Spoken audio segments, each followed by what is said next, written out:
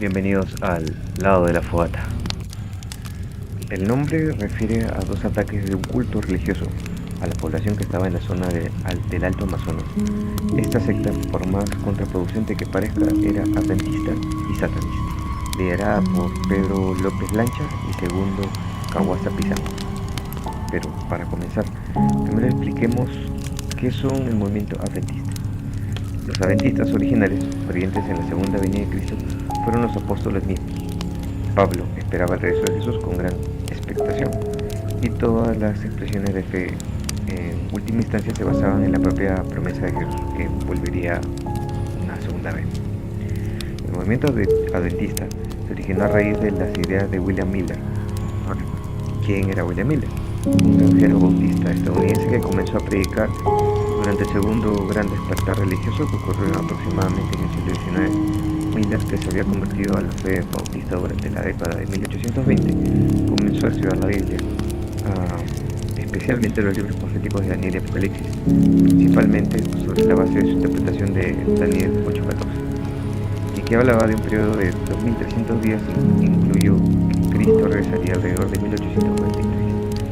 Esto, entre paréntesis, hace mucho acordar también a esos mormones que también, con la variación de que ellos leen, el sumo sacerdote o su representante máximo es el que lee unas placas de oro, que él es el único que lo puede interpretar, y como suele pasar, cada uno interpreta las cosas como se le da la gana.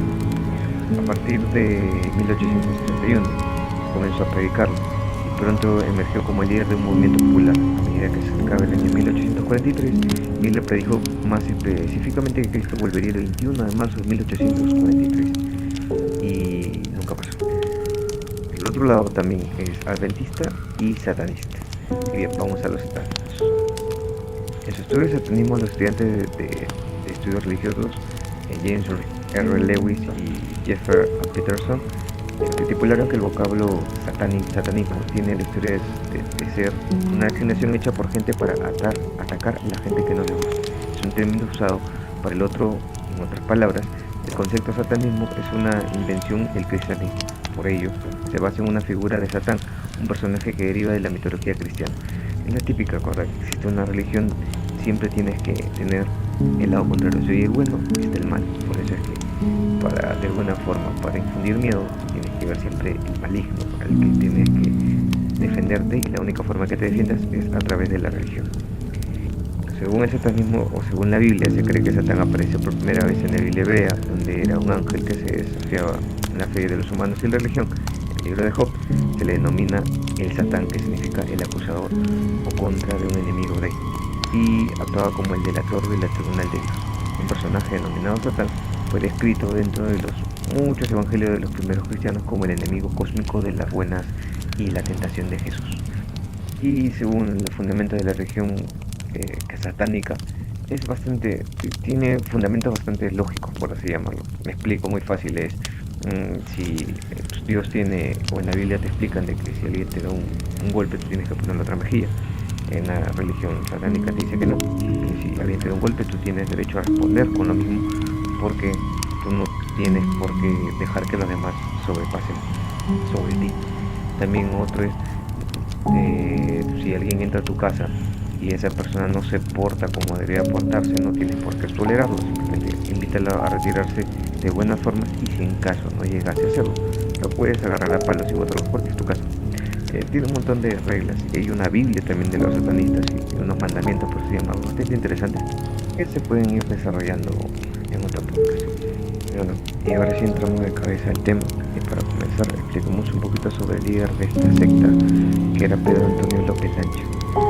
Él fundó su comunidad en el río Paranapura, que está en la provincia del Amazonas, y que, digamos, fue expulsado de los adventistas porque él creó una versión más radical y lo mezcló con pensamientos satanistas.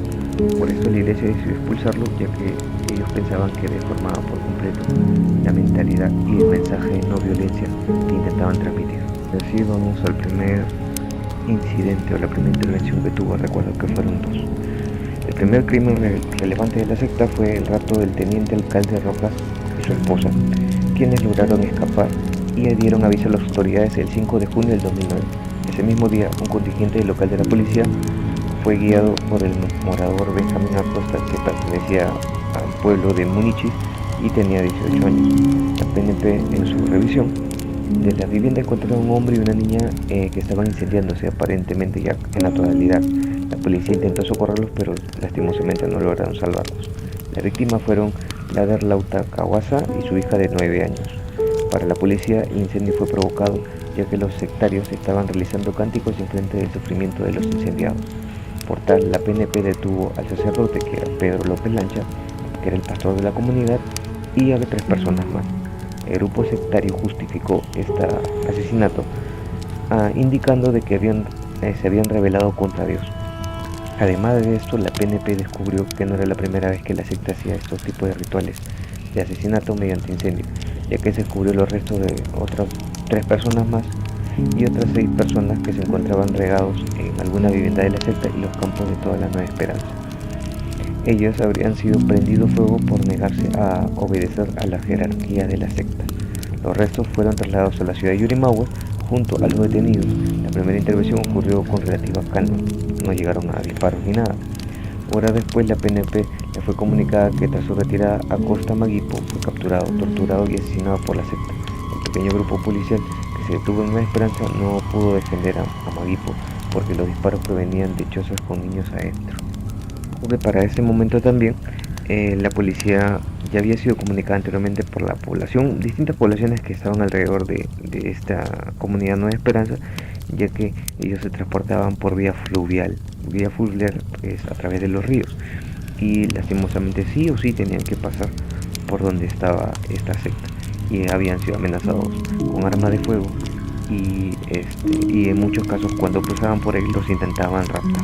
Por eso es que lastimosamente tuvo que llegar a ser raptado una persona importante en la comunidad y que tenga peso político para que recién tuviera que intervenir la policía en este caso. Ahora sí, pasamos a la segunda intervención, que fue el 24 de julio, y luego de la intervención del 5 de junio, la denuncia de tortura, desapariciones y asesinatos selectivos, en vez de disminuir, comenzaron a incrementar en Nueva Esperanza y otras localidades alrededor de Amazonas. La Policía Nacional decidió realizar una nueva intervención, pero ya el carácter era confrontacional, es decir, iban con armas. Se armó un escuadrón de 70 efectivos armados por miembros de CEINCRI y unas unidades especiales que venían de Tarapoto, y liderados por el comandante Walter Cáceres Gutiérrez, jefe de la división policial. La operación fue denominada como Satánico 2009, siempre la policía con unos nombres interesantes. El equipo lo acompañó el fiscal Juan Evaristo Puño. La salida inicial fue de Yurimaguas a la hora de la tarde, el 24 de julio, y pusieron su base de campaña en Manguay. Saliendo de allí, en la madrugada del 25 de julio, llegaron a Nueva Esperanza a las 9:40 de la mañana del mismo día. La guardia de la secta se percató de la llegada de la policía e iniciaron disparos contra ellos. Aunque algo complicado, la PNP pudo desembarcar e iniciar un enfrentamiento entre ambas facciones. El mayor de la policía se aventuró en las viviendas principales, donde capturó a varios miembros de la secta y sus familias. En el lugar fue capturado también Segundo Kawasa Pizango, quien intentó disparar a las fuerzas policiales.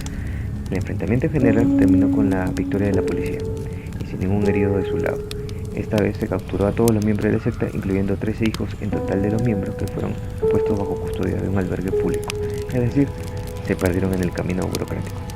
Luego del enfrentamiento se incautó 2 escopetas calibre 16, 5 cartuchos calibre 26, armas blancas artesanales y objetos religiosos.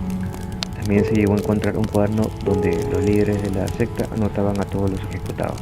Nueva Esperanza quedó como un pueblo fantasma durante un tiempo por el temor a los conflictos que se podrían volver a reiniciar. La Policía Nacional, con la información recaudada, inició la exhumación de fosas comunes que se encontraban escondidas en lugares estratégicos donde los sectarios ponían los cuerpos de los que se negaban a obedecer. La PNP también constató que los niños fueron obligados a participar en dichas masacres. En la segunda intervención se determinó que había un promedio de 15 personas que habían sido secuestradas. Y bien, así nos damos cuenta de que siempre va a haber personas que necesitan aferrarse a algún tipo de fe, que no está mal eso. Lo que está mal es que haya otras personas que se quieran aprovechar de la fe de estas personas y las usen con fines malos, porque todos tienen, o la gran mayoría, porque sé que hay personas que dicen que no, no saben qué pueden encontrar al morir. Y el miedo nos hace aferrarse a la religión, en muchos casos a la Biblia, ¿no? Que de alguna forma te explica qué te puede pasar. O te puedes aferrar también a la Torah o al Corán, o en lo que quieras aferrar también, no hay ningún problema. Pero siempre sin faltarle respeto a nadie y sin aprovecharte de tu condición para tus fines. Espero que les haya gustado y nos vemos en otra cuando la fogata nos va a juntar.